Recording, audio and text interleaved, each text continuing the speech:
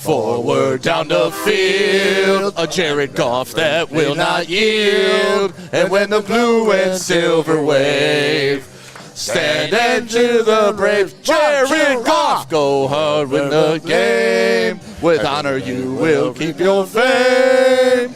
Down the field again, a Lions victory. Go Jared! Woo-hoo-hoo-hoo. Welcome to the post-game show live here at Hayes Social, 21 Mile and Hayes. Play it back, Claudine. Run that shit all day long, 52-14. Absolute beatdown of the Titans today. I was a little nervous coming into the game. You knew the Titans were overmatched. You knew they've kind of given up on the season. They showed a little pick-me-up in the first quarter, but then after that, absolute demolition, absolute handling of business, and doing what the Lions do. Welcome to the post-game show. If you're new here, my name is Stick. I do the post-game show with my man to my left, Anson Wells. And Anson, I really wanted to start off this post-game show by apologizing for my behavior on last post-game show. Okay. I was reading the comments. People think I went a little too hard on the Vikings. Oh. People think I was being a little too obnoxious by calling them fraudulent. Okay. Now, remember, this was after we beat them.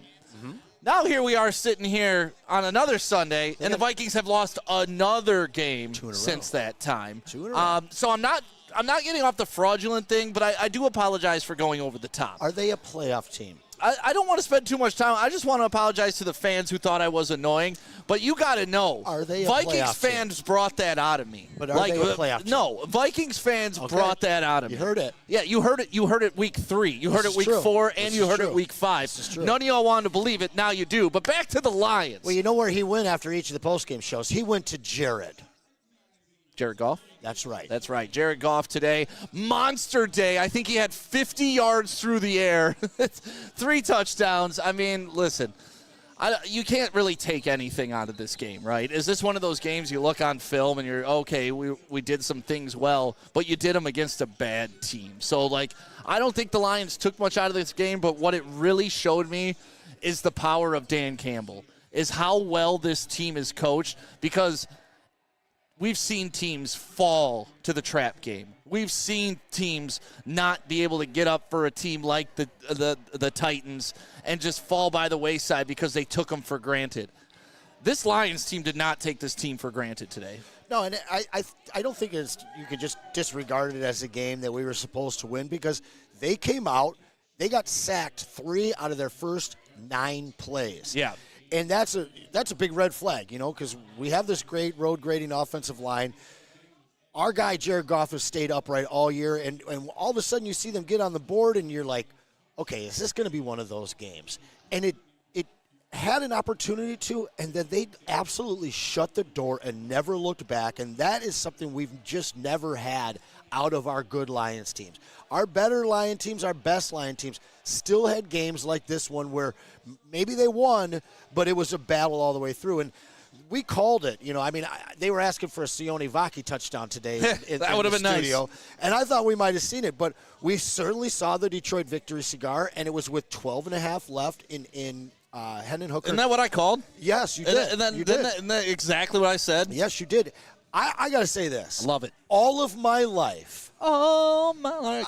Sing it, Casey and JoJo. I have always wanted an electric Lions team. Now, we've had Barry Sanders. Yeah. And we've had Megatron. You've had electric players. Shit, we even had Mel Gray. We've had electric players. But this team on both sides of the ball, and special teams, as you saw today, there are so many guys that can just change the complexion of a game in one play, and they're all over the place now on this team.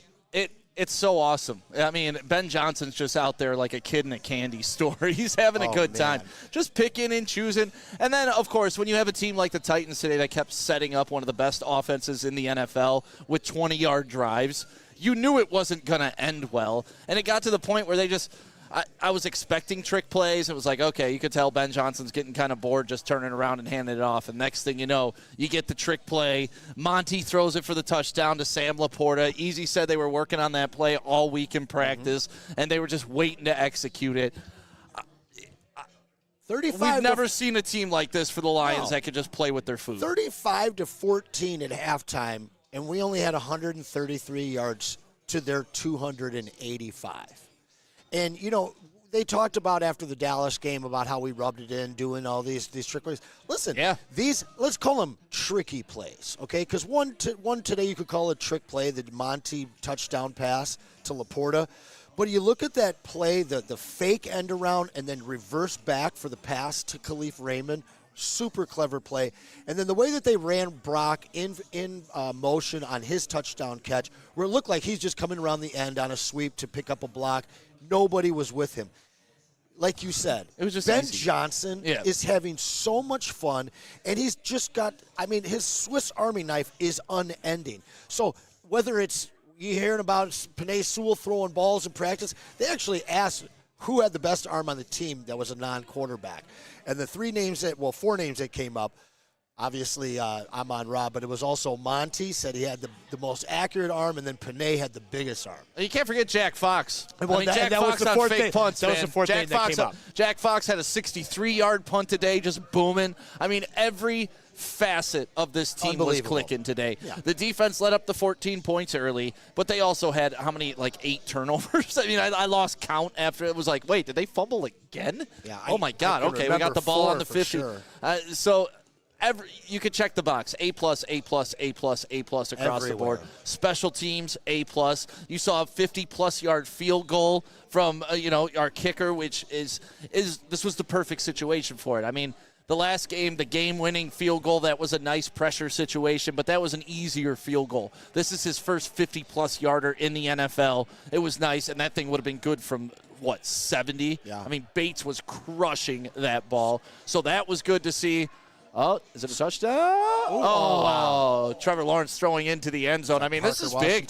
Like, listen, if the Packers lose this game and then they got to go play the Lions next week without Jordan Love, I mean, the Packers could be in a lot of trouble. Like, this NFC North could go from the most elite division to average in a real fucking hurry. Yeah. I just live bet Jacksonville. I can't lie to you guys. You did live bet Jacksonville? About 5 minutes ago when they were at plus 400. So I mean, I don't think that's a bad thing. Let's go to the chat and see what people are saying right now, because I want to know how you guys are feeling after the game. Thank you for being a part of Woodward Sports. Let's see. Our special teams were elite from Denver Blair. Unbelievable. I will agree on that. Oh, he got it. Oh, what a touchdown. Robinson, he's so good. Oh, no, is that Kirk? Yeah. It's Evan Ingram. That's Ingram. Oh, it is. Tight end. 17, huh? Yeah. And yet another. You know what? All right, so listen. Hold on. TK Scott, we boat race these motherfuckers. I think that's great. Jake, a complete team win. Gino Wright. Decker was beaten 5 times today. That was a concern early, but I think Decker kind of cleaned that up. Let's see. Does Maz still think the Jets are making the playoffs? Probably. The Jets won today, right? Did they? I don't know. They were up last time. What up, Kool-Aid? Look at Ingram. Kool-Aid in the building. Going to get the phones working in a little bit. What's the Jordan Love injury? I heard it was a calf, a strained calf. Groin? A groin. Pulled his groin. So on the heels of Ingram here, I got to drop this. If you guys are looking for a bet, I just dropped a crazy parlay on tight ends, because 10 out of the 18 teams that played on today and on Thursday, 10 of those 18, there's tight end touchdowns. That's crazy. Yeah. Unbelievable. Kool-Aid, you have to come up over here and set up. National Tight End Day conspiracy. I don't know what it is, but these guys, when they know it's this week of the year, they're drawing up plays for their tight ends. Asylum wants to know what Jared Goff ended up passing for. I believe it was 80 yards and 3 TDs. 85. 12 of 15, 129.9 rating. I got another stat I'm going to drop on you guys. The Jets just lost, LOL. Yes, Jets are losing with 23 seconds. Oh, my God, Pat McAfee, you ruined Aaron Rodgers' career by not paying up to your bet at Woodward Sports. True. I hope you guys know that. True. I hope karma is real, especially for Aaron Rodgers, who believes in all that shit. So since we lost to Tampa Bay, the last 5 games, the Lions have 25 touchdowns and 19 incompletions. Isn't that crazy? And that includes one of Hooker's just at the end of the game there. That is insanity. It's so efficient, but you wonder when the wheels, not the wheels are going to come off, but when you're going to come back to earth, right? Is this sustainable for an entire season? I love Jared Goff. I think he's reading the offense or reading the defense and running this offense at an elite level. And I don't see where the fall off could come. But, you've seen it before with unbeatable teams that maybe a little pressure on the quarterback changes things. But is this sustainable, the way this offense is rolling these past 4 weeks? Brother, they did this without J-Mo today. Yeah, that's the best part. I'm going to tell you how sustainable this is. This stops in the beginning of 2025 after teams have had an entire offseason to attack our tape and figure out how to stop the Lions. I believe that. You see the greatest show on turf. You see some of the Kansas City teams, these guys that had these amazing offenses that no one could figure out until they had an entire summer to do it. Yeah, but listen, Ben Johnson has been on the books for 3 years. It's not like he's a first-year coordinator coming through. So this has been on tape. Now, granted, this is the evolution, and it has gotten a little more deep.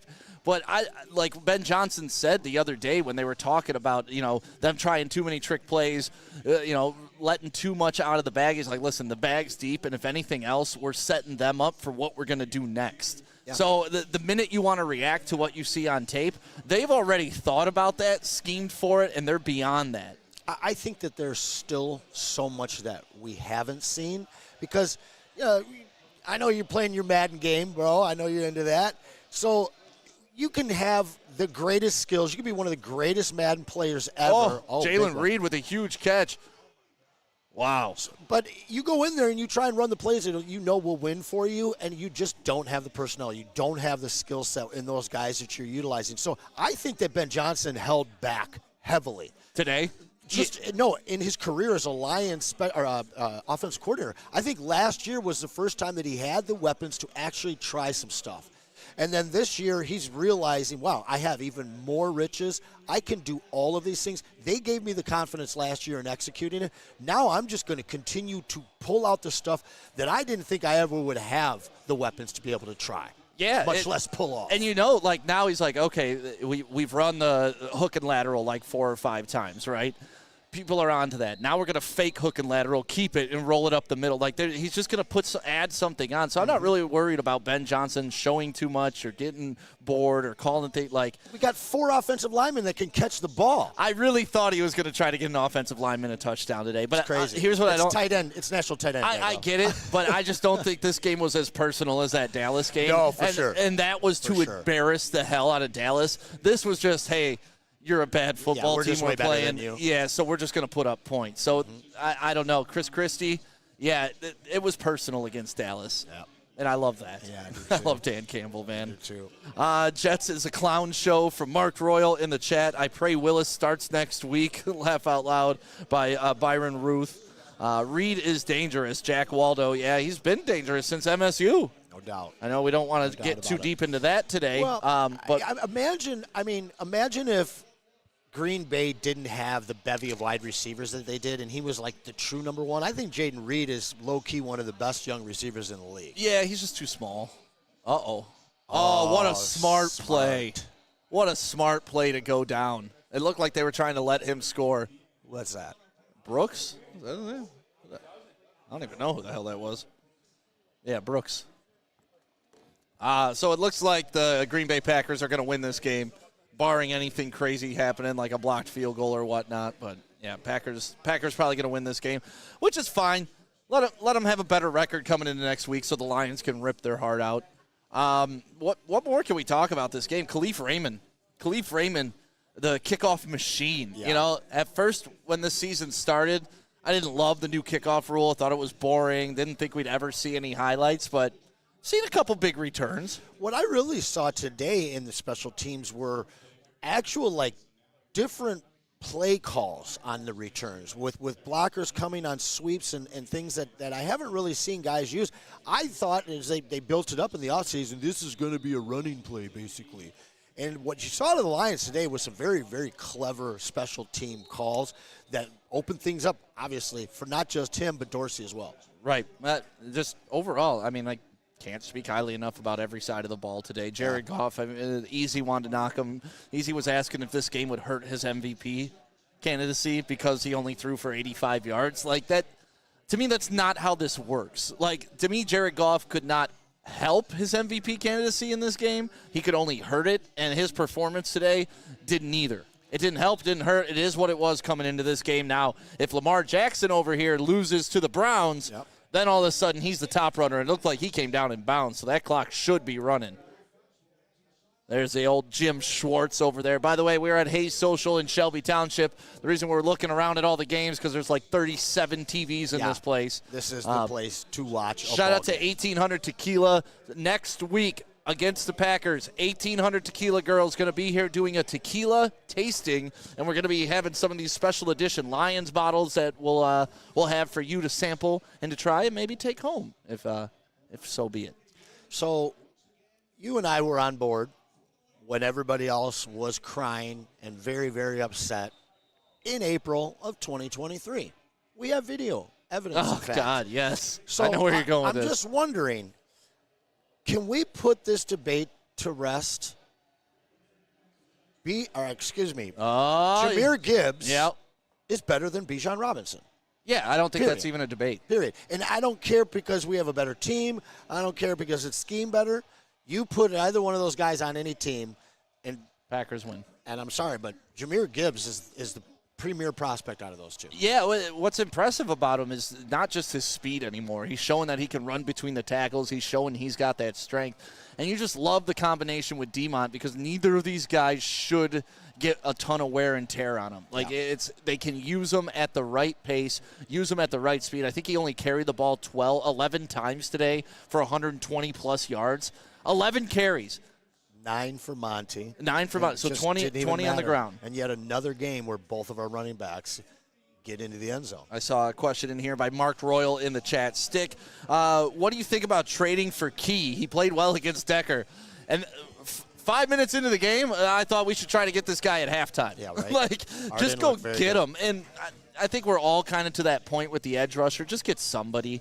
Like, doing nothing, I think, it's shown even in this game against a bad offensive line, the pressure wasn't coming. And a bad quarterback. Aiden Hutchinson would have had 8 sacks today. Yeah, and that was the thing is when you see Mason Rudolph scrambling for first downs, having the time to be able to get the ball to Calvin Ridley as many times as he did, that was the only thing that I would take out of today is that as much as we found some clever ways, I remember an Anzalone sack, we're not getting that pressure from our front four. It has to be. It's all coming from creative scheming and different blitzing and things like that. So I think today, even with the big score differential, and after last week's win, as good as we've looked, I think that all fans, as well as that front office, they know that they need to make a move, and they've still got another week to do so. And Brad Holmes we trust. I'm not panicking. 100%. Trade deadline is election day, so a lot of big things happening around November 5th. It's going to be a wild day here in Detroit.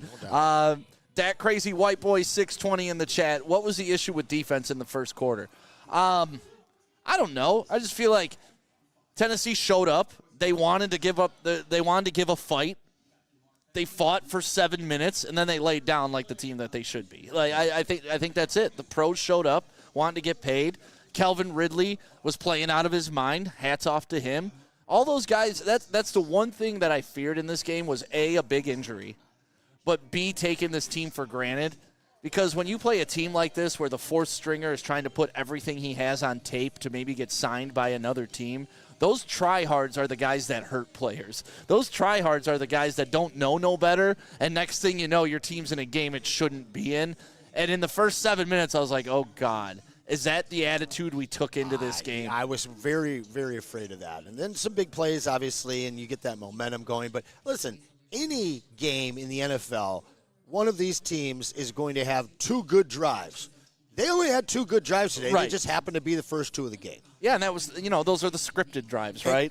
Those are before any team's made an adjustment. And not only they're scripted, but that allows for adjustment. And that's what we've seen this team do week after damn week after week, aside from continuing to sling the rock versus Tampa Bay. But since Tampa Bay, we've seen such a commitment to controlled run game and accurate passing. You don't have to throw the ball 50 times when you execute this way. Here's the final play of the Baltimore-Cincinnati game, or Baltimore-Cleveland game. Cleveland called timeout. Is that 3 seconds left or 8 seconds left? 24-29. Cleveland is in the lead.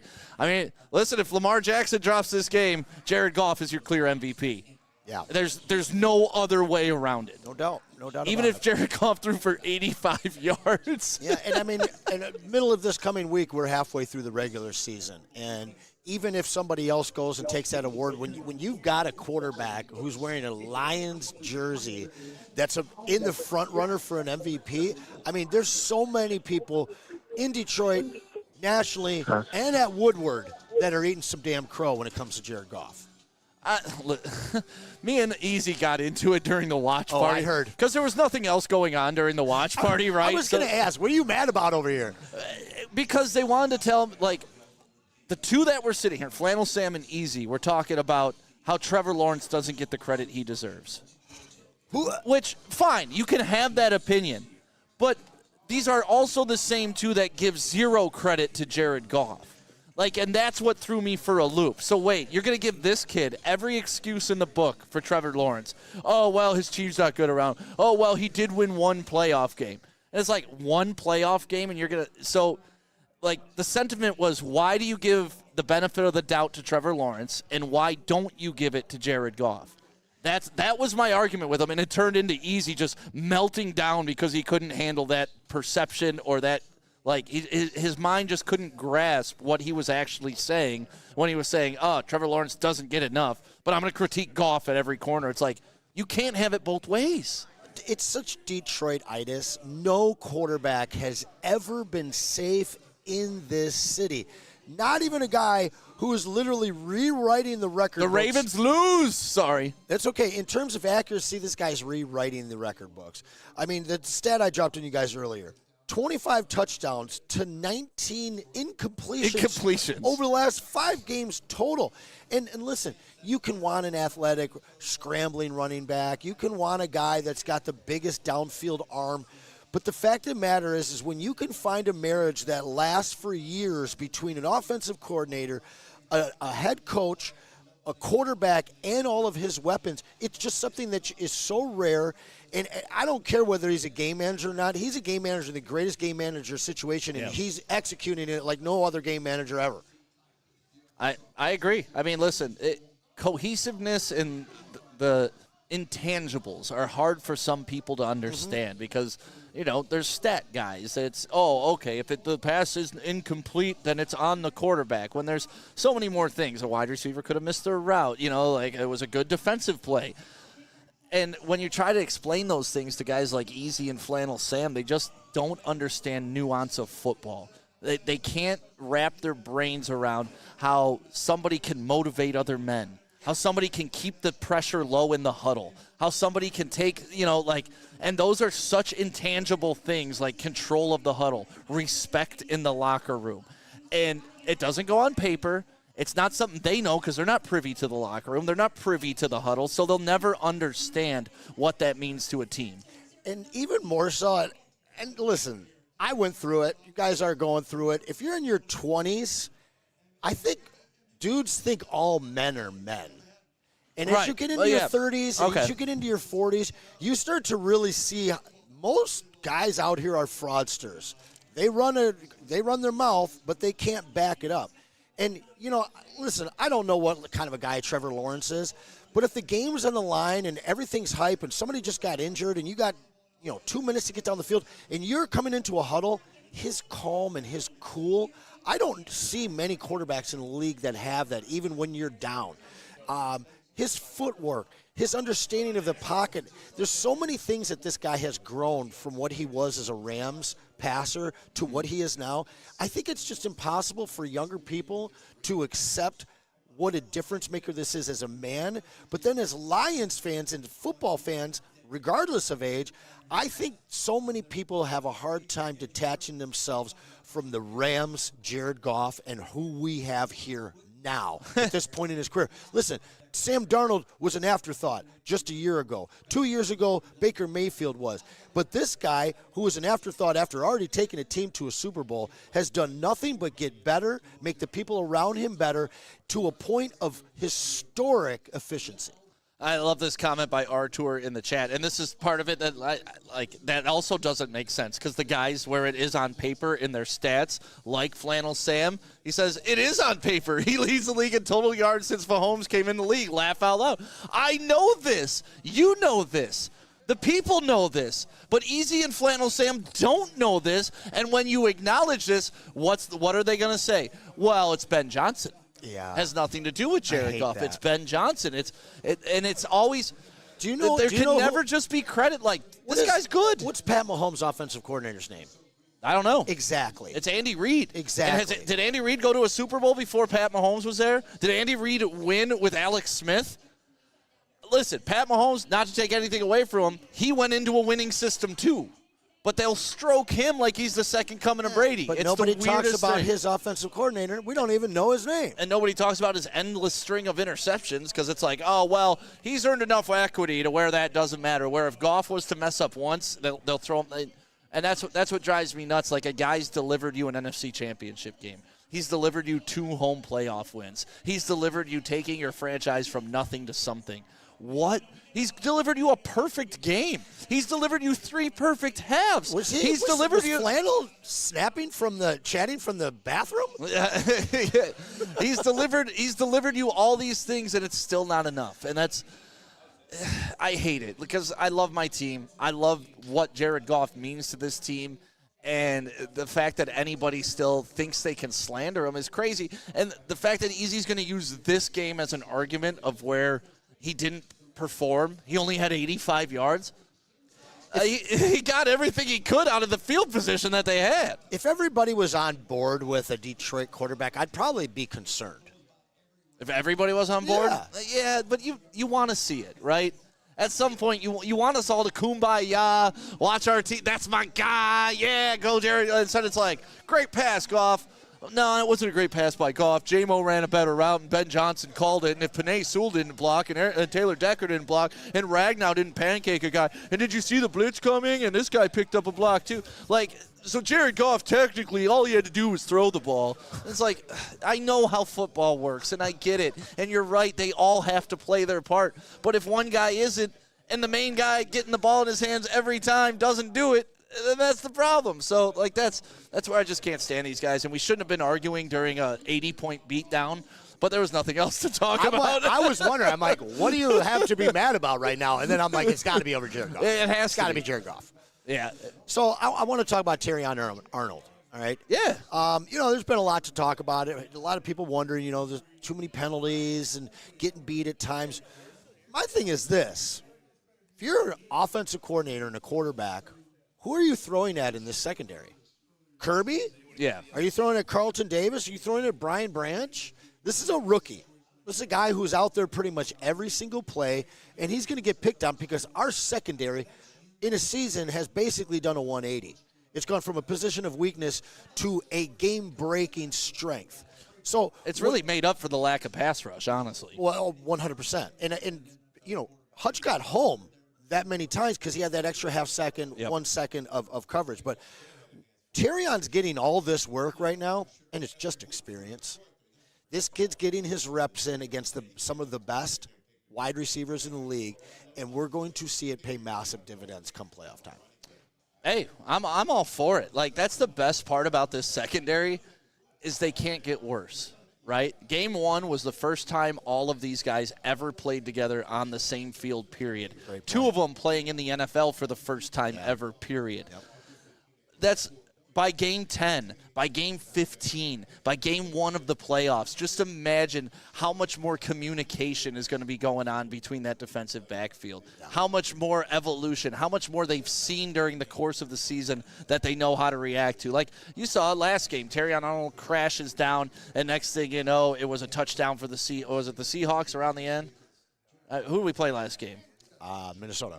It was Aaron Jones, the first play of the game, 33-yard touchdown. Yeah. That was a mistake by Terrion Arnold. I doubt he'll make that same mistake again, and he only gets stronger from it. So, the fact that these guys have only been together 7 games and they're already elevating the defense to this level is very exciting.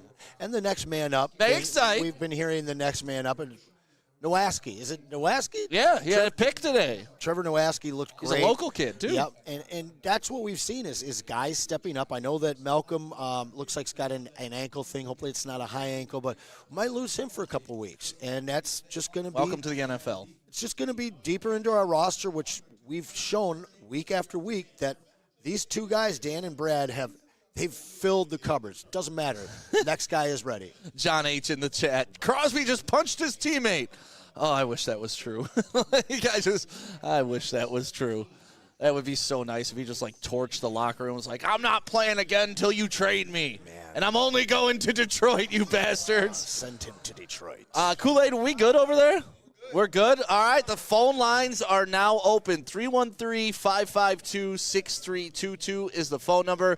Justin, let's take a quick break before we do that, and we'll get some phones on here. We want your post-game reaction. We are live at Hayes Social, 21 Mile and Hayes in Shelby Township, the best place to watch a Lions game. Next week, the 1800 girls are going to be in the house doing a tequila tasting. Whether that means body shots or not, that's up to you. That really is but up we to you we will guys. find out at Hayes Social, and shout out to the rest of our sponsors as well. Sabbath Coffee, Soroki's bringing that chicken, and, of course, New Holland. That's right. Those boys drinking the hell out of that New Holland's Tangerine Space Machine. It is a really great Come get in at Hayes Social. We got to take a quick break. We will be right back with your phone calls, 313-552-6322.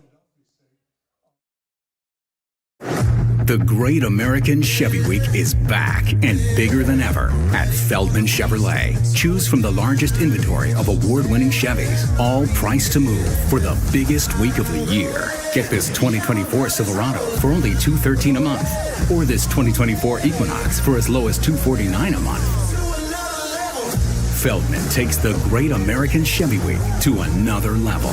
Feldman Chevrolet, Michigan's #1 Chevy dealer. At Planet Fitness, you can get everything you need for just $1 down. Trying out Planet Fitness and dang, they got lots of equipment. Not me getting a Planet Fitness membership just for the 24-hour perk. Hey, y'all better get on these free fitness training sessions from Planet Fitness. Did y'all know that the PF app has workouts you can do at home? Cheapest therapy I can find is Planet Fitness.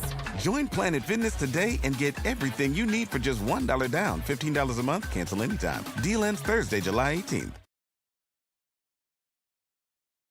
The most talked about Detroit media by other Detroit media, and we love it. It's the Woodward Sports Network.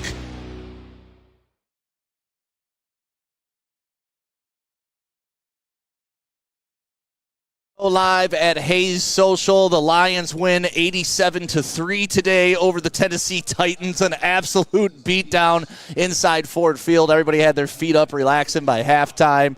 It was a fun game today. Honestly, it's what the Cowboys game should have felt like before the Aiden Hutchinson injury. That was just that type of beatdown. But here we are, beat the Titans. The Packers won. The Ravens have lost. Kind of some interesting things happening around the NFL today.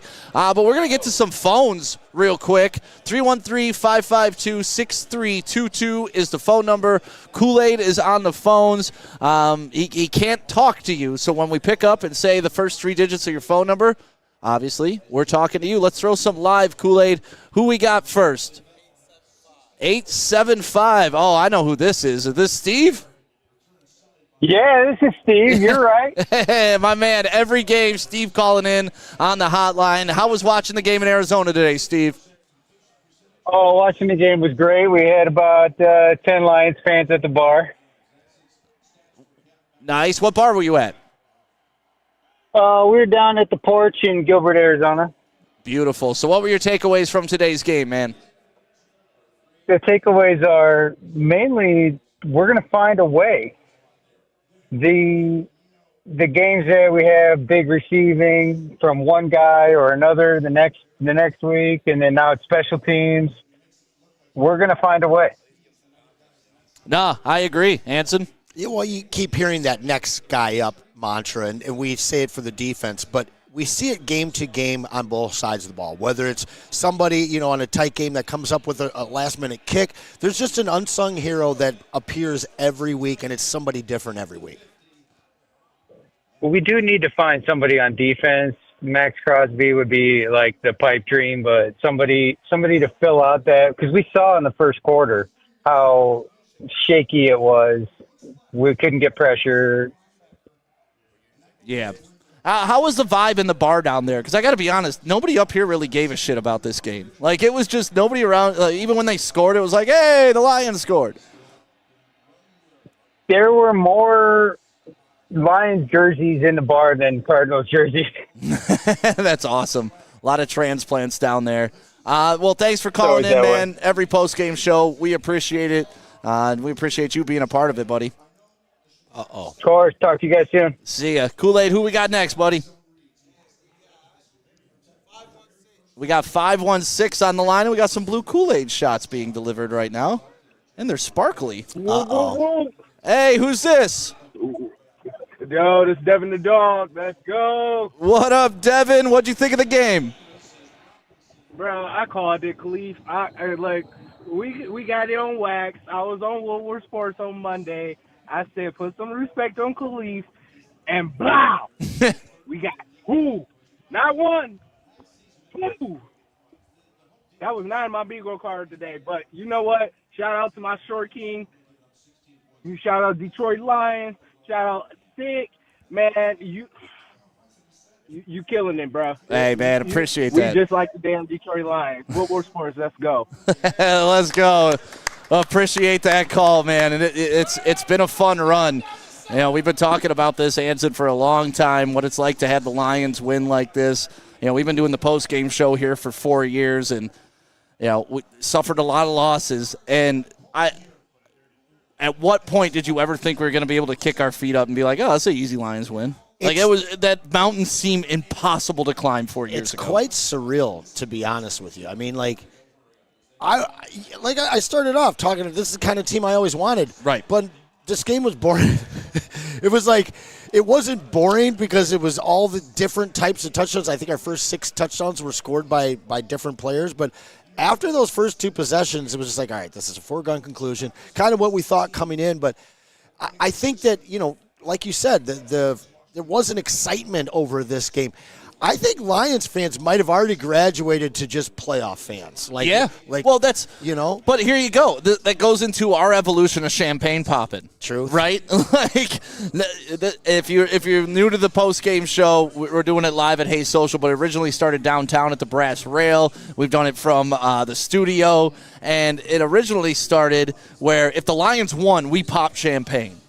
And then it was like, okay, we're past this. Now the Lions made the playoffs. We're popping champagne. The Lions won a playoff game. We're popping champagne. And now, for this game, I feel like I should be giving somebody champagne. Yeah. Like, I'm not popping champagne. I feel like I should be giving something away because, this wasn't even fun for us in a way. It's like, okay, yeah, let's just get through this game. Like, I'm not looking forward to today. The only bad shit could have happened today, but good shit happened, which is nice. Yeah, give me round 1 of the playoffs. Because we won't be playing then. We'll just be watching. Have that bye week. That's right. Week 2 of the playoffs. I mean, I think everybody in Detroit is waiting for this, especially with the whole Hutchinson thing. Because now we all feel like we're winning this division. We all feel like we're going to have the best record in the NFC. And the only thing that can beat us at this point would be a catastrophic injury. You know, because it seems as though that this team has grown past the point of beating themselves. Yeah, it's real damn nice that we got some mature people on this team. It is crazy. Kool-Aid, who else we got on the phones? And Anson, can you push that lever up just a little so we can hear the phones a little bit better? Who we got? 200 calling in. Those are your first 3 digits. You're on the post-game show. Who's this? Where are you calling from? Hello? All right, 305-200, are you there? All right, next one. Yes, this is Jordan call for Los Angeles. Hey, what's Los up? Angeles. What's up, LA? What'd you think of the game today? I thought it was boring in a good way because Ben Johnson, he was just being like Oprah Winfrey. You get a touchdown, you get a touchdown, you get a touchdown, you get a touchdown. And then, but just put 52 points on the Tennessee Titans. I kind of expected to, but now it's going to get serious now. Because we got Green Bay next, and then we got the Texans next. So I believe hopefully we could beat Green Bay next week, and in Tennessee, I think we might lose that game. But other than that, we beat Green Bay. That's win the division. So I'm gonna land my plane. Hey, I appreciate the call. Shout out to L.A. I know you guys had a lot of stuff going on this weekend. They're talking about the crazy traffic out there. But you know what? Like this type of win, when everybody's like, yeah, this is boring. Like I feel like we've been in an abused relationship so long, and now that we're in a stable one, and this is the way it's supposed to be, we're all like, wait, no, this doesn't feel right. You remember how we were talking about that 2 years ago? Constantly, like when you've been beaten so much, you can't accept love. That's easy. With Goff, bro, like he just can't even accept the reality of him getting love, right? You know, and that seems like it's really behind us finally. So weird. It is. This post game show is, I think, the weirdest one we've ever had to do, because the Lions are so good. It wasn't about like a fight to the end. It wasn't. It was about just handling business. Yeah. Honestly, this is the first post game show we've had like this ever. It honestly feels like one of our first yeand after a loss. We're like, well, we knew this was going to happen. It was a good game. Right, it's the inverse. We're in bizarro world. Yeah, it is. And you know, for everybody at home, the history, this is our fourth full season. Yeah. But we actually worked in about a half of a season before that, started on the couch at this guy's place, and we went a full year without one win, a full 364 calendar. days. Yeah, so I mean, you can understand why we popped that first bottle of champagne. But our last one was, we did it because our boy went 18 for 18. He went perfect. Yep. That's how we do it now. Yeah, that's what it takes now, a perfect performance from Jared Goff. So let me ask you, did we get to pop one after we clinched the division? Oh, yeah. Yeah? Okay. Yeah. And then, yeah. And then each playoff win? Or are we waiting until we win the NFC Championship? I don't think it depends on where we're seated, obviously. Like if it's a wild card round, I don't think a wild card playoff win denotes champagne anymore, does it? Did you think this would be a conversation 4 years ago? Never, honestly. Not only 4 years ago, but my entire life. Yeah. Like it's such a bizarre place to be a Lions fan, to expect to win and to then go do what they did today. Kool-Aid, who else we got on the phones? 313-552-6322. Taking phone calls from all around the country. We got Arizona so far, LA. Are we ever going to take this shot, though? Hey. Yeah, you guys want to take a shot? Yeah, we're celebrating a victory here. Bring them in. Bring them in. Justin. Hey, maybe that's what we do, just a shot now instead of a bottle of champagne. I like that. Everybody get in here, Chase. Chase been working hard all day. Saw him down at second best. Kool-Aid over there. Young Justin. Cheers, fellas. The Jared Goff. Easy just drops it. I'm not taking that. Thank you. Whew, that tasted good. 1800 tequila. Little blue action in there, too. All right, who we got, Kool-Aid? 248-921. You're live on the postgame show at Hayes Social Woodward Sports. Who's this, and what'd you think of the game? What's up? This is Bert coming from Wayne. All I want to say is shout out to Dan Miller and Lomas Brown. I am so goddamn sick of TV sports commentators. They keep it even. They give our boys their flowers. Shit, they even give the opponents their flowers whenever they have a good play. But as they say every time, job well done. Job better done from the Lions today. That's right. Yeah, thank you for that phone call. And you're dead right. Dan Miller's on weekly on Woodward Sports with Ermanni and Edwards. Anson, me and you were talking to him. I think it was Thursday, right? Or Wednesday. Yeah. Every Wednesday. I'm fortunate enough to be in on Wednesdays. Yeah, so dude. I get to meet up with Dapper each week. And, you know, for years, the only joy I got out of listening or watching Lions football was Dan Miller, because I looked at him as me calling a game. The Lions were dog shit, but he still got excited when R2 Spinner would get a touchdown. Yeah. He still get excited when Titus Young would catch a go fade. Like, those are the things that were happening, and he's been through it all, and he never didn't give 100% to a game, even when the Lions were 0-16. Like, when Johnny Morton scores like, the dude's been through it all, and he's such a class act. Obviously, he's the sports director at Fox 2. We have a relationship with them. But Dan Miller, hats off to you and everything you've done.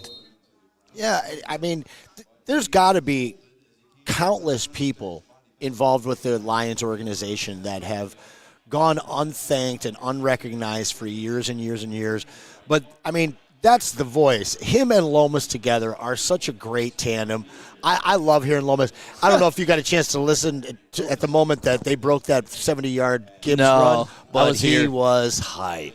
Lomas cracks me up, though, because he still acts like he's on the team. Yeah. Hey, Dan, we need the score here. Like, he's got that long, drawn-out voice. Who else we got on the phones, Kool-Aid? 313-552-6322 is the phone number. It's the Woodward Sports postgame show brought to you by 1800 Tequila, Soroki's, New Holland, and Sabbath Coffee. 317-900. Who's on the line? Who's this? What up, though, fellas? Can you hear me? Yeah, where are you calling from, and what's your name? Freddie Felt 313. Freddie! I'm down here in Indianapolis listening to all these whiny Colts fans. Can't relate to their problems. Can't relate. I'm over here sitting at the crib watching boring blowout games. And isn't it a weird feeling, Freddie? It's a great feeling. I'm not even stopping to say, well, I'm not used to this, and I really like the feeling. I'm leaning all the way into this. You know, Stick, we waited our whole lives for this. Yeah, but it still feels weird to be here, doesn't it? It certainly does. It's like the saying goes, it ain't no fun when the rabbit has the gun. We have always been the hunted. Yep. The tables have turned. Like I've said it this season. We suffered for 60-plus years. It's time for everybody else to do the suffering. Those days are gone. You know how I know we made it, Freddie and Anson? You know how I know? I saw a meme after the Minnesota game that had Dan Campbell talking to a ref, and it said, "I'll pay you after the game. Take care of us." That's how you know the Lions have made it. Wow. Other teams are saying we're getting calls. Hey. Yeah, we've exactly. arrived. No, I'm loving this offense right now, fellas. This is like NFL Blitz, the video game, only in real life. Yes. And Jahmyr Gibbs is Bo Jackson in Tecmo Bowl. The guy is just unstoppable. Right. 11 carries, 120-plus yards. It's a cheat code offense. It's an anomaly. Look at Goff's stats. Like, you know, I already have people arguing with me at halftime. I'm like, Jared Goff's the MVP. Oh, no, the voters are saying that. It doesn't matter. It doesn't matter. This team is out for something this year, and we know what it is. We're bringing a Super Bowl to Woodward Avenue. That's right, baby. In Brad, we trust. This is the offense Brad built. God. And next week, we're eating cheese, fellas. All day long. Thank you for the phone call, Freddie Felt. Thanks for real go quick, ahead. Stick. Last thing, Anson. Go Blue. I'm out. I didn't even watch the game. I was with my DJ having fun. I did see the score afterwards. Shout out to Yawning Lion. Welcome to the Woodward crew, and shout out to everybody that is subscribed and liked today. We appreciate the support. I cannot wait to be in the office this week with the Woodward Sports Michigan State heat that's about to come. I mean, listen, Spenny was standing on business. A lot of Michigan State fans were talking a lot of shit. I didn't. But I would be embarrassed if I was a Michigan fan this season, and I would hold tightly onto that asterisk, gentlemen. Whatever. I got no skin in the game, so I don't care. I just know they want a ring, and that annoys the shit out of people who don't like them. It just sounds like the talk of a salty fan. Here we go. Here we go. Okay, it's the Lions post-game show. There'll be Michigan State coverage all week long on Woodward Sports. We got people trying to get through on the phones to talk Lions. 313-552. Where are your Broncos at, dog? 6322. Leading the MAC. That's where we are. Oh, cool. That must be fun. Better than Michigan State. We'd win. What have you won? We'd beat what have you ever we won? would beat you. What have you ever won? You guys are trash. And what we would beat have you ever won, kid? Uh-oh. It's getting wild in here. Taking shots for a team he doesn't even represent. Well, it's always fun to have you guys talk some sports. Kool-Aid, anybody on the phones right now? No? No, not yet. All right, phone lines are open, which is amazing. 313-552. See, everybody's bored today, man. I know. It's too easy. And, you know, too like, easy. we were we were looking at the numbers, because we know how many average people watch the watch party, how many average people watch the post-game show. And, I mean, we've almost hit 1,000 live, but on big games, we've gone to 2,500 live. Easy. So, you could just tell the interest in this game was not there. And this was a good week for all the gentlemen, all the boyfriends to get that cider mill shit out of the way. Yeah. Go get your pictures taken with the family. You didn't have to catch this game. So you're like bye week and Tennessee Titans. Yeah. Set something up. And that's the thing. We're now your life, now that we have a better football team, your life's going to open up a little bit more. You don't have to live and die watching shitty football every week. Now you can be like, all right, honey, you know what? This week's for you. I'm going to take this week off watching football. They're playing the Titans. Let's go do something fun. And she's going to look at you, and she's going to be like, my God, he's giving up a football Sunday for me. She doesn't have to know the Titans suck balls. She doesn't have to know that. She doesn't have to know it's going to be a layup for the Lions. All she sees is you making a sacrifice on a Sunday. So I hope you took advantage of today. If you didn't go out to a sports bar like Second Best or you didn't come here to Hayes Social, I hope the reason was you use this as kind of a cheat day to get your shit done. Baby. Yeah. Maintenance that relationship. I hope you got that time, man. Apple Orchard started filling up around the middle of the third quarter. Eric Allen says in the chat. So let me ask you guys. I'm curious. I'm looking at the rest of this schedule, and I really only see about 6 games that I'm even mildly nervous about. Both of them against Green Bay. The Texans, obviously. The 49ers in San Francisco. I don't care how beat they are right now. That's going to be a tough-ass out. You got the Bills in Detroit, and then you finish out with the Vikings. I'm looking at the rest of the schedule, and I'm not worried about the Colts or the Jags. Really not worried about the Bears, even though it's still the Bears. But this is a team that might not lose 3 games, or might not lose more than 3 games, should I say. Listen, I said it. Go there? I said it like 2 or 3 weeks ago. It doesn't matter who the Lions play anymore. It matters how the Lions play, and that's it.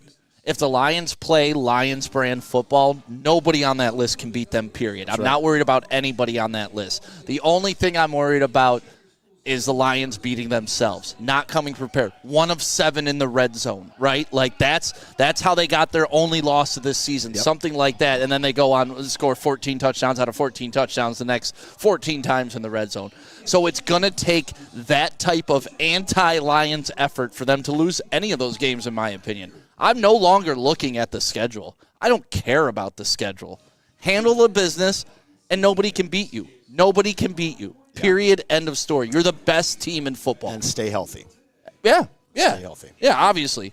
But even that, you're going to have some attrition. It can't be season-ending injuries, but you're going to be able to survive some things. Couple of plays out of the Isaiahs today. Yeah, Isaiah fell on a fumble. Burn in the chat. It's crazy how our quote-unquote terrible defense was getting so many turnovers. It made our offense look bad. Yeah, AG's washed from what I saw in the chat in the first quarter. AG's not prepared. AG doesn't know what he's doing. It's like, come on, guys. Just can we at least get to the end of the game? Is one half of a quarter? Is anybody safe on this team from no knee-jerk hate? It's because we're still learning how to be fans, and that's it. We're still learning that even though the team's great, that doesn't mean every week somebody's going to be great. Like Kansas City fans. Patrick Mahomes sucked this season. Do you think they're freaking out about Patrick Mahomes? No, they're not. And he's got equity to it. I understand the difference. But at the same time, they're used to winning. We're not. Kool-Aid, we got some calls. 313-552-6322 is the phone number. Who we got, Kool-Aid? 817-941. What's your name and where are you calling from? Justin from Dallas, Texas, man. Hey, what up, Texas? Man, what up, though, man? Detroiter, though, I love it. Guys, you saw what the kids are calling belt to ass. That was incredible. I mean, that's something that I haven't seen in my 34 years of life. So to think that the Lions offense has looked so dominant, defense without their best player has looked incredible. I mean, this is just, I'm lost. I don't really know how to feel. I'm like, this is a new feeling for me. Yeah, that's the thing. It's an odd feeling, right? I should be excited. The Lions just took what you said, belt to ass. But also, it's like, nah, they were supposed to do this. Yeah. So you're living in Texas.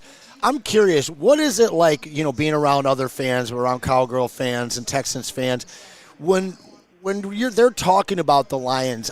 Is there a feeling nationally for them being like frauds, the way that a lot of Lions fans are trying to pounce on every mistake that we make? Or are people out there by you, like, are they afraid? Are they worried about us coming into town in 2 weeks?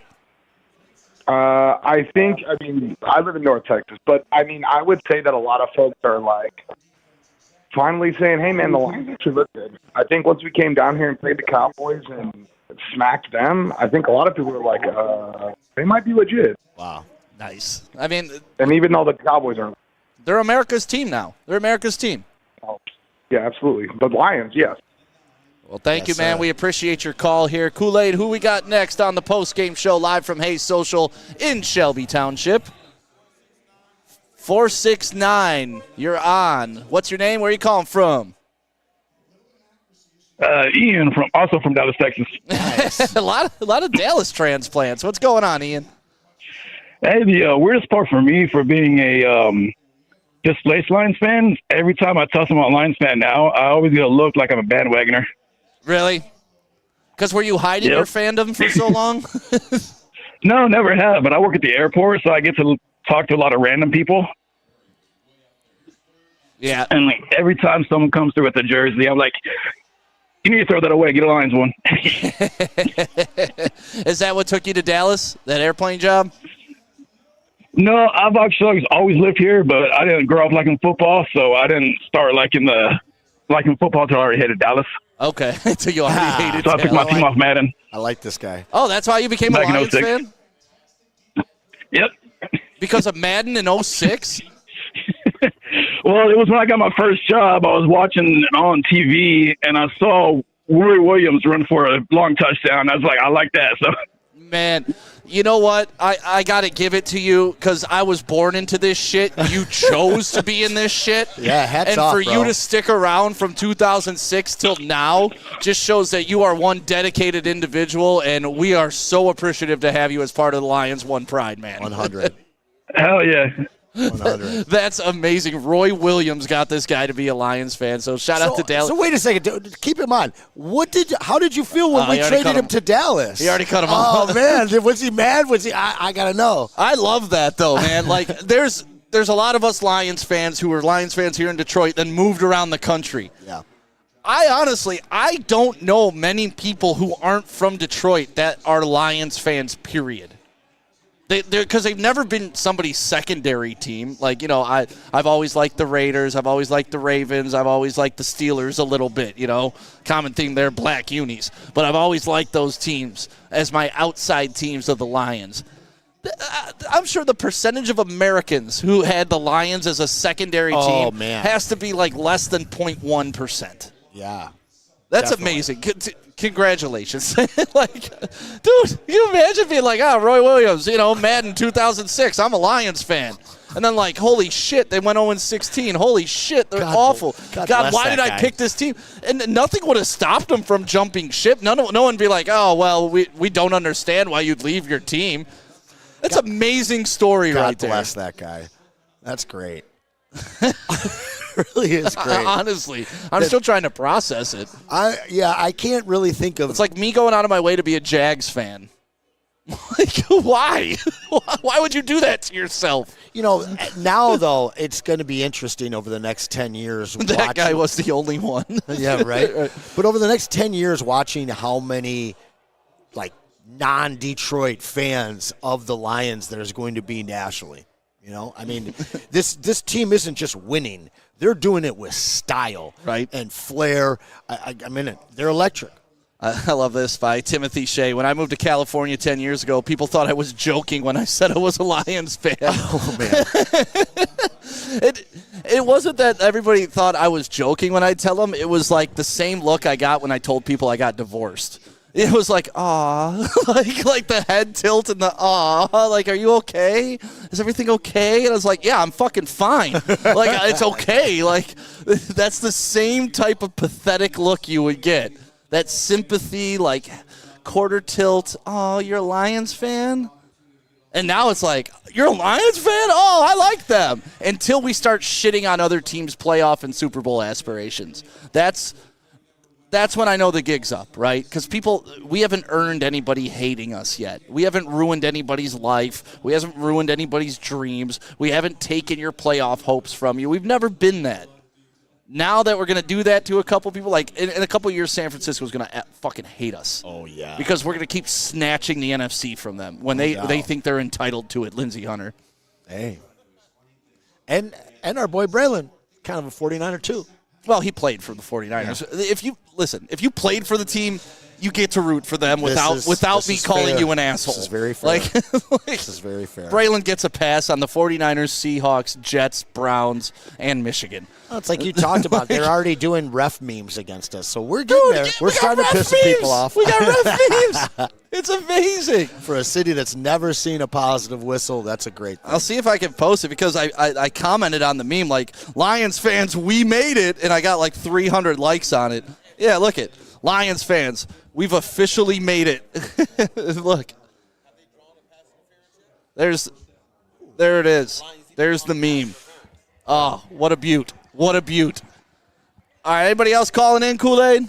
All right, put them on through. Who we got? 608-799. You're on the Woodward postgame show live from Hayes Social in Shelby Township. Where are you calling from? Hey, I'm calling from Lawrence, Kansas. Kansas? I think this is our first Kansas call. What's going on? What's your name? No, I'm Chuck. Nice to meet you, man. I met you guys during the draft when you guys had your stuff set up. Oh, nice. Yeah, with the big party with jars. Yes. That was a good time.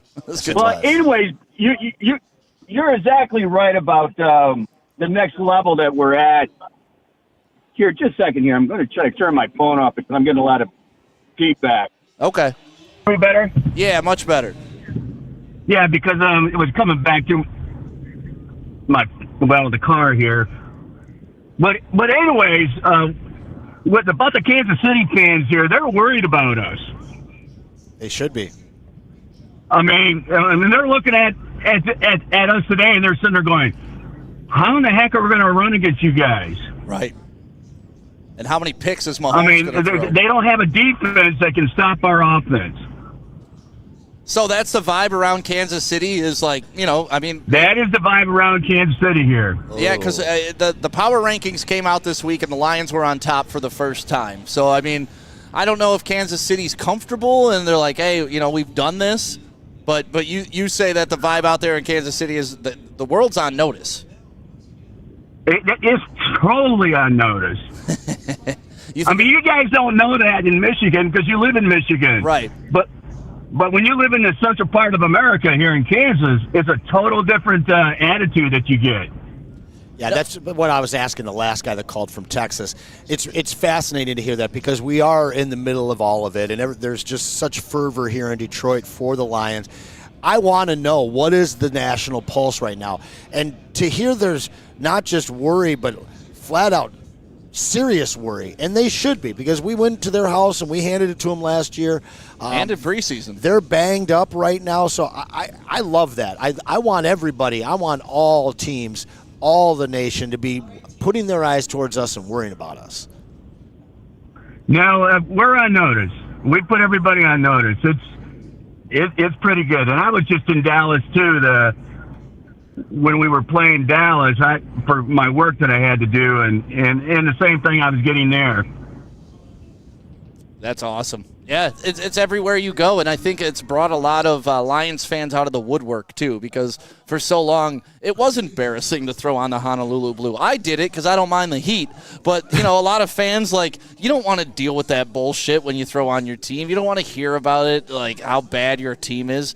I got it enough from my family every Thanksgiving. Why are we watching the Lions? They're going to lose. Every Thanksgiving for my entire life from everybody. But now it's like, hey, is the Lions game on? It's like, yeah, welcome to the party. But thank you for your call. We appreciate it. Calling from Kansas City. Send some barbecue this way, please.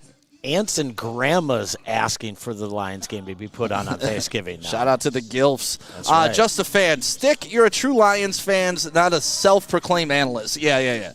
I am not an analyst. Like He analyzes. I do because I love football, but I'm one of you. It's a diehard. I'm one of you. Like I don't proclaim to be a media guru or any of that stuff. I watch the games. I get excited. I tell you what I think. It's not very hard. And he thinks they're going to win even when they were terrible. I was one of those idiots that, like, I was the Any Given Sunday guy where every line, that's what I was saying. Well, if they play their best, they could win. Like, if DeAndre Levy has a good game, we could win. Oh, if Big Mike Williams finally does something, they could win. Always cooking up that cornbread, baby. Oh, we just got Oz Hakeem. We're going to be great. We're going to be amazing. Like, Mike Martz is running our offense now. This is going to be outstanding. Listen, Dante Culpepper was a great move. Oh, dude, when Mooch got here and brought that West Coast offense, it's going to be just like bring Jeff Garcia. We're going to be amazing. It's going to be just like San Francisco. Garcia. Oh, Marty Morningwig? Yeah, why not? You know what? Take the fucking wind. Forget sudden death overtime. Let's take the fucking wind. Take the wind. Oh, no, you know what? Fuck all that. Let's do it the Patriot way. The Patriots are amazing. We need to do it the Patriot way. Let's bring in the fattest guy you've ever seen coach. And the idiot that sits behind him named Bob Quinn that'll draft a bunch of nobodies, but then take credit for it 5 years later. A fantastic nickname was born out of that. Oh, you know what? The Chargers were great. Let's get Bobby Ross in here. He's going to be the answer. Like, this has been our life, Ants. I don't want to say my life. I'm not the only one who's dealt with this shit. I missed Wayne Fonts for 30 years until my man, Mr. Dan Campbell, got here. Outside of Dan Campbell, the only coach I've ever loved is Jim Caldwell.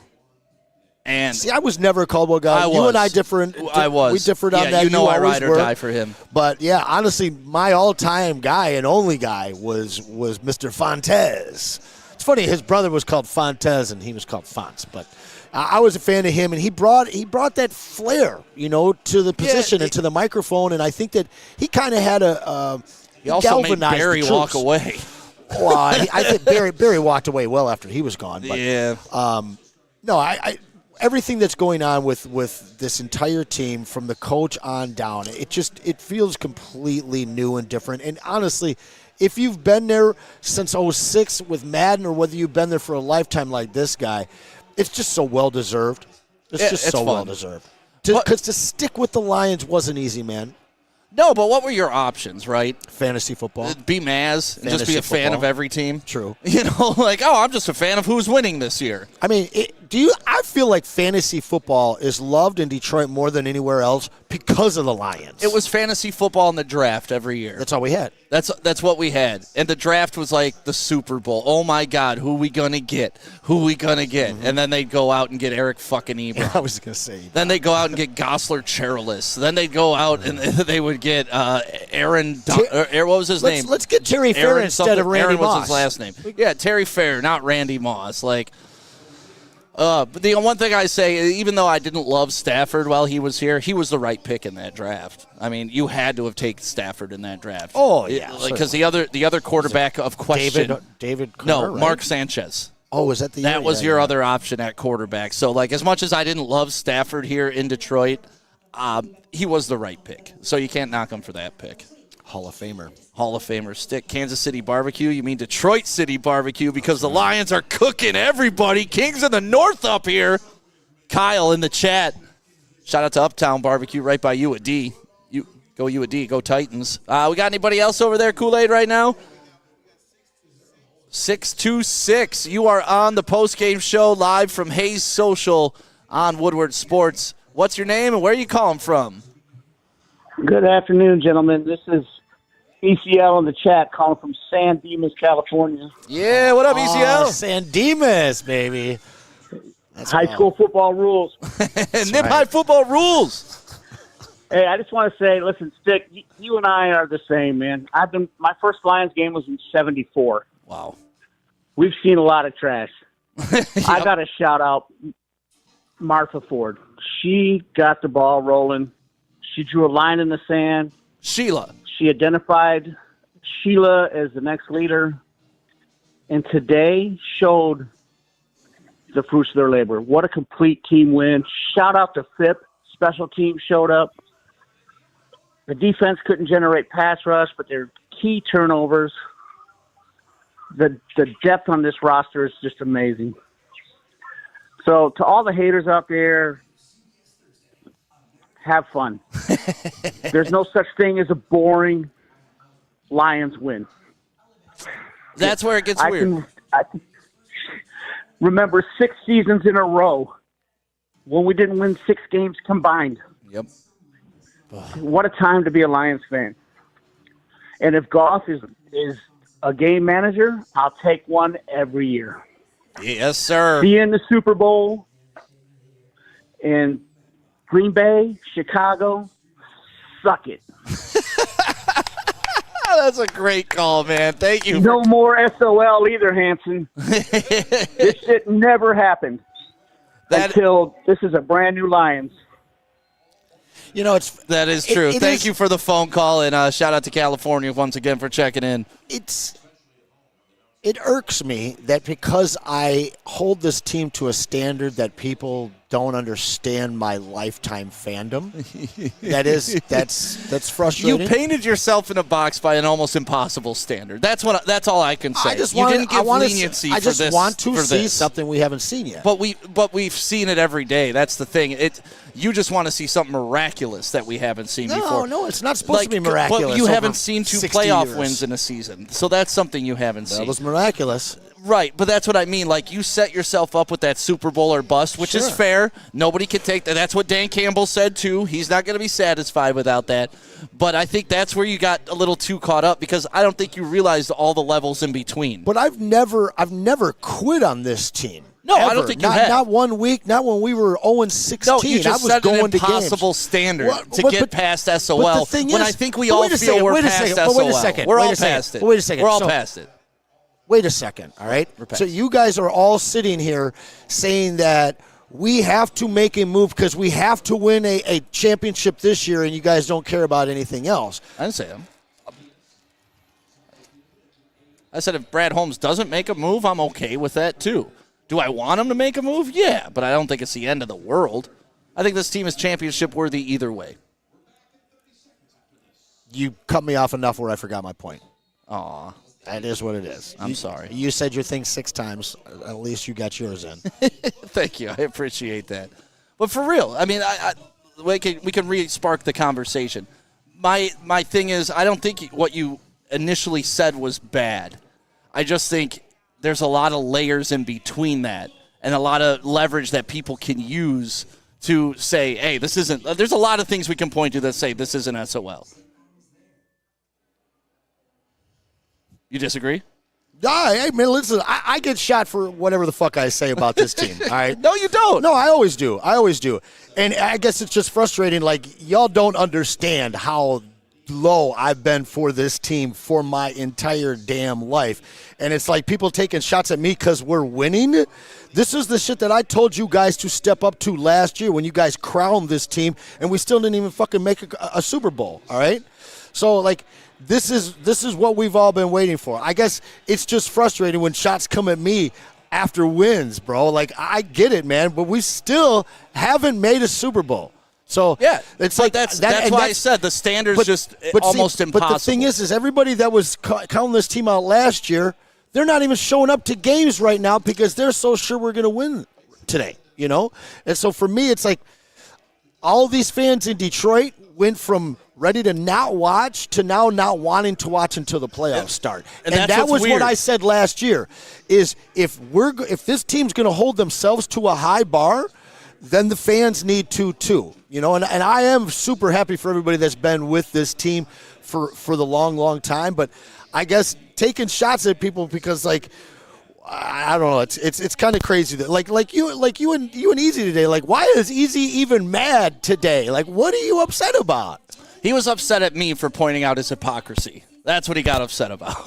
Well, when it comes to Goff, he deserves that. Yeah, and that's what I was saying. Like, why does Trevor Lawrence get all the benefit and Goff gets none of the credit? That was my only question, and that kind of took things off the rails. Freddie Felt wants you to know, Anson, that you are loved and appreciated. Appreciate it, Freddie. But no, and that's the thing. Like, it's funny because you're the SOL guy that people think that you're the anti-Lions guy.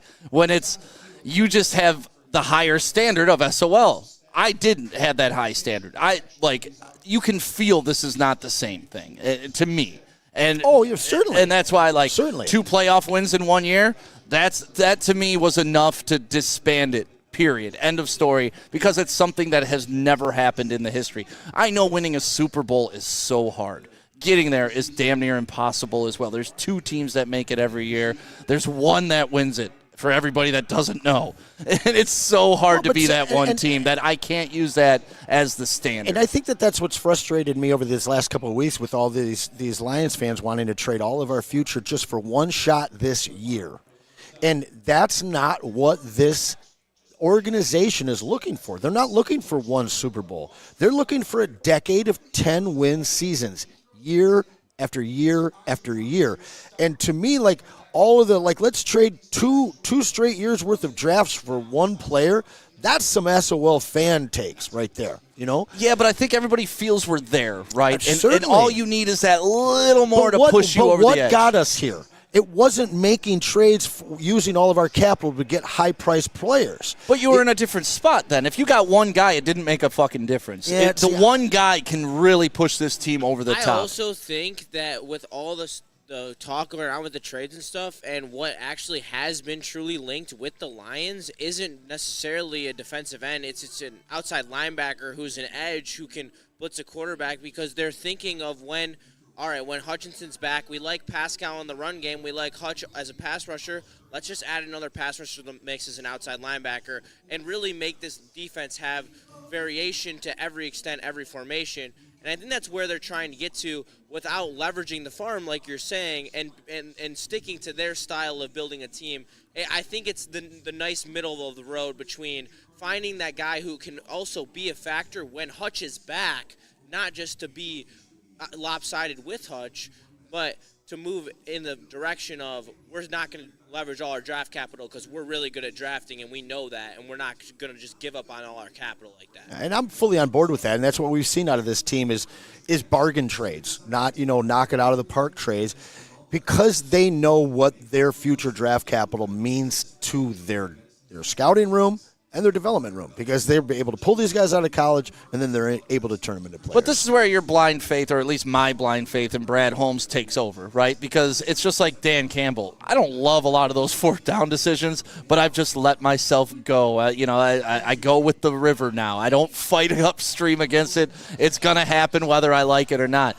But this is where my never-ending trust in Brad Holmes goes, because if he decides, hey, I need to move all my draft capital to go get a guy, I think we'd all agree, oh, shit, this is the right move. If he doesn't go get a guy, I think we'd all agree, okay, Brad Holmes is making the right move. Do we all agree now, finally, I hope? Because if these guys haven't earned I'm talking about everybody watching. Okay. I know they got yours, but if you guys haven't given your faith completely to this regime in whatever move they make, I don't know who you're watching. I don't know what moves you're watching, what off-season rosters changing into mid-season rosters you've been watching, but these guys have to have your faith 100% at this point. And they should have even last year when they didn't make any trades at the deadline. And we can say that's why we lost to San Francisco. I don't think that's what it was. No, Chase Young was not the answer. We overachieved last year. We outkicked our own coverage, and it was fantastic because of the amount of excitement that it brought, but also the experience that it brought. This year, this is a very complete team, all 3 sides of it. So to me, I don't know. I don't think that they're going to break from how they got here. But again, like you said, if they do make a trade and they give up 3 years worth of draft picks, I'm going to trust them. Byrne brings up a great point in the chat. And Anson, I need to give you a hug, buddy. Anson, here's a hug, buddy. He said, we need to be kind to SOL fans. They have been hurt. They have been in the trenches getting fucking shelled. We need to be better. And realistically, if you think that this is still a crap team, then I don't really want to hear your fandom. But if your bar is a Super Bowl, I mean, this is one of my best friends. You know how high his fucking bar is for everything? Yeah. It's not a playoff win. I'll tell you that. But I was so low with the Lions. At one point, I just wanted competitive. Another point I just wanted a playoff win. Now that we got a little taste, of course I want that I want that Super Bowl so fucking bad. Oh, I want that parade on Woodward Avenue. Oh, I want to be doing some crazy shit with Woodward Sports when it happens. Like, it's there. Like, we're there. You can grab it. You can taste it. You can see it. It's just on the other side of the glass right now. We're so close to it. But for me, it's been stages of shaking off that. It's like, I just wanted a competitive. Just please let me turn on the TV on Sunday and not know what's going to happen. Yeah. Now we turn it on and we already know, but it's a positive thing, which is amazing. Kool-Aid, we got a couple more phone calls to take at the post-game show. We are live at Hayes Social, brought to you by the fine people at New Holland. 1,800 Tequila. They're going to be in the house next week for the Packers game, so make sure you bring a whole crew out here to Hayes Social in Shelby Township. Reserve your tables now. Already got a couple big parties coming in. And that's a 4:25 kickoff. Yeah, it's going to be a late game, be a fun game. And the Tequila girls are going to be here, so it's going to be an exceptional game at Hayes Social. Who we got, Kool-Aid? 989. 989, you are on the post-game show with Stick and Anson. Who's this, and where are you calling from?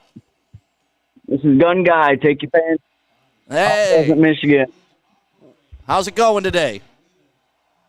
Hey, man, I love the fact that you can not miss a pass and the doesn't even have to throw it. Oh, one more time. Your phone's breaking up a bit. I said I like how we can pass week and not have to throw it. Kool-Aid. Sorry, I can't hear him. It was just going in and out, man. I'm sorry about that. Who else we got on the phone? A couple of them dropped off. We were taking too long talking about SOL. Well, we got a lot to talk about all week long on Woodward Sports. Obviously, the Michigan State thing is going to be a topic of interest. People are going to be making some bold takes. I see that coming up this week. Come on, stop them. Yeah, they stopped the Bears short. Caleb Williams has come back to earth now that he has to play a real fucking football team. No doubt. God, I hate Caleb Williams. That Jaden Daniels hype is real. Let me just say, I was on the network saying that you need to listen up. He's better than Caleb. He's in the MVP conversation. He's really that dude. If you were listening to the network, you would have known that Caleb was trash while he was at USC. But some people thought I was an idiot for saying Penix will be a better pro, and he would be if he got to start. I'm on record a lot saying that that's the rookie of the year offensively. Yeah. Dude, we know you were high on him. We got one more call? All right, one more call, then we'll wrap up the postgame show. Who we got? 586-248. All right, west side and the east side. Oh, they stopped him. Nice. Oh. Hey, who's this? Where are you calling from? Pay-per-view. How you doing, guys? Good. Where are you calling from? I'm calling from Clinton Township. All right. What's going on? What do you think of the Lions game? Lions game was played up kind of well, but they worked it out, and I like golf, 85 yards, and a couple touchdowns. Isn't that amazing? The dude threw for 85 yards and 3 touchdowns. Yeah, it's amazing. I'm waiting for next week. Yep, next week's going to be a crazy game, and you know what? That Jordan Love groin injury, it's going to be interesting if he comes back or not. God, that's going to be a big game next week, man. Big game next week. Even Malik's going to be a tough out. That's a good team and a great defense. Yeah, I'm not so concerned about Malik. I mean, you stack the box with 8, let that dude beat you with his arm, and I think you'll be okay. The only one you kind of got to box up is Jaden Reed. And if you do that, you will be fine. Agreed. Predictions for next week? We usually do that before we get out of here. You got something? And then I say like 87-5 last week. I got to go back and check my score prediction. I said 42-20. Oh, no, I didn't give a score prediction. I said it was going to be so bad Hendon Hooker plays the fourth quarter. And you were correct, sir. That's right. And you were correct, sir. I was wondering what my prediction was. Oh, wow. Touchdown. I'm going 31-27. Lions offense continues to go unchecked. This is going to be a tough road game. Whether he plays or not, obviously he's going to be a little bit limited. And I just don't think that the Packers are on the Detroit Lions level, even at Lambeau Field. So 31-27 Lions. 31-27. I like that. I'll stick in that vein. I'm gonna go in the 30s. Lions got 35.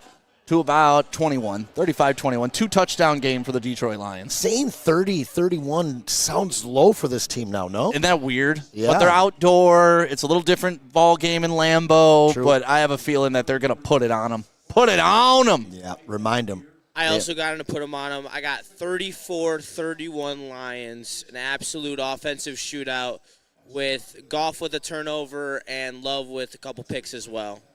Close one. You said Goff with a couple picks? No, Goff with 1 pick, Love with a couple. Yeah. You got a score for us, Kool-Aid? Kool-Aid thinking over there. 31-24 Detroit Lions. Oh, he's right with you. Right with you, Anson. He likes it a little bit more of a spread. What did you say? But 4 points? 35 to I said 31? 14 The points. spread of the game will be Lions minus 3.5. Wow. No, it should be bigger than that. It will be Lions minus. You give them 3 points for them being I at home. I but understand. The spread would be minus 6.5 at the Lions or 7. So I think 3.5 is a fair number at Lambeau. I still think that's a little generous, but Well, we'll see. that number could go up if Love doesn't play. That's for sure. Yep. None of these stats are the way the experts drew it up, Stick. I agree. I mean, putting up this many points with your quarterback throwing 85 yards, that's got to be the first time in the NFL, right? Since like the 1930s when they had leather helmets and they invented the forward pass. I think it was 33. I saw the stat earlier. 33 No, since yards. 1933. Jeez, Pete. Good stuff today. Fun game here at Hey Social. Next week, make sure we see you on Sunday. Thank you for being a part of the post-game show. Make sure you like, make sure you subscribe, make sure you follow us everywhere. We're doing a sweet giveaway on Twitter and Instagram. Is that up yet, Kool-Aid? The Axel Foley jacket, the 1800 jacket, is that up on social media yet? Okay, we're about to put it up on social media. We got a big giveaway. Oh, wait, are we giving away a jersey right now? Okay, we'll leave the J-Mo jersey up, and we'll do the Axel Foley jacket right after that. So we got a cool 1800 giveaway coming up this week. We can go win a J-Mo jersey right now on our Twitter. Make sure you follow at Woodward Sports. Thank you, Justin. Thank you, Chase. Thank you, Easy. Thank you, Flannel. Thank you, Kool-Aid. Thank you to the hospitality here at Hayes Social. My name is Stick. That is Anson Wells. We will see you next Sunday we'll see you after the game, so about 7 o'clock right here on Woodward Sports. Make sure you wake up tomorrow. Woodward in Maine kicks off our day of programming at 7 a.m.